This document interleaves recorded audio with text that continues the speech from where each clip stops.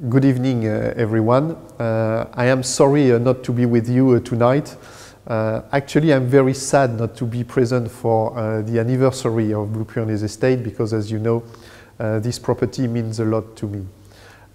In order to contribute, what I thought I'd be doing is to tell you the story I got firsthand from André Herriard-Dubreuil, the chairman of Remy Martin, on the way the property was actually found, purchased and first started.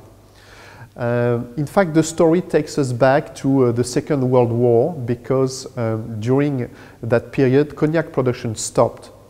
But at the end of the war, the family got the huge surprise to receive from Australia a letter acknowledging all the bottles that had been sold throughout the war. Some were cognac, but eventually we understood that the stocks becoming scarce, a little bit of mixing with local brandy took place. But the books had been kept and a check of royalty was included. I can tell you that probably only one country in the whole world had the honesty to actually do this.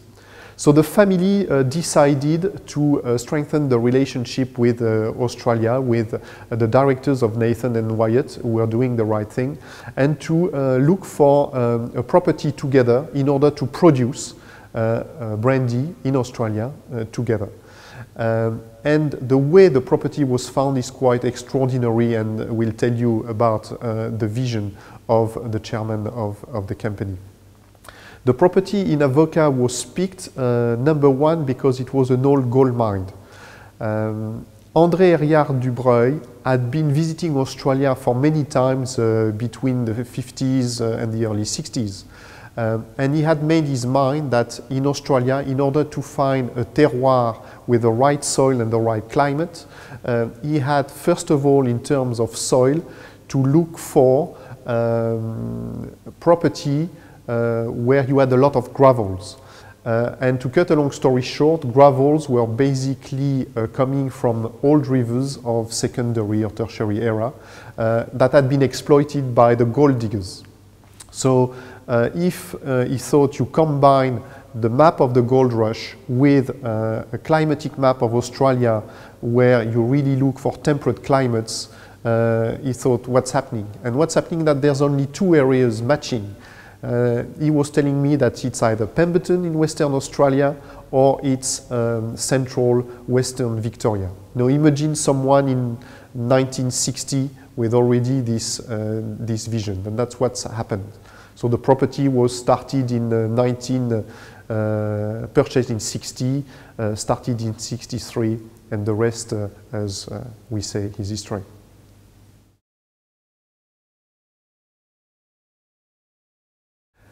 And if I try to summarize over the years what has been the philosophy, what has been the influence that came from France on the wines we produced on the property, I guess I would like to say two things. One is that we were asked by André Herriard-Dubreuil and the successive French winemakers, I guess, were naturally oriented to, at the same time, extract the best of the potential of the property with its richness, with the concentration of flavor, and also a level of elegance, of refinement that we were really thriving for. The other thing that we learned over the years is that because the project was to try to do the very best out of one property, instead of mixing different regions with one varietal, we always try to look for all the different potentials and blocks we had on the property with different varieties, and then blending this diversity in order to make a unique wine style for each wine.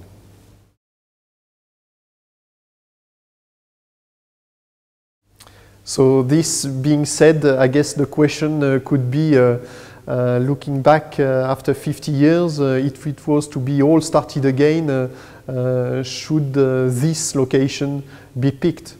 Quite frankly, I think definitely, because the quality of the soil, the variety of the slopes, the different blocks, The climatic conditions over the years prove to be definitely the right one. It is a unique place. So I would like to wish you a very good evening, but I have no doubt it is, and it is going to be a great one. Goodbye.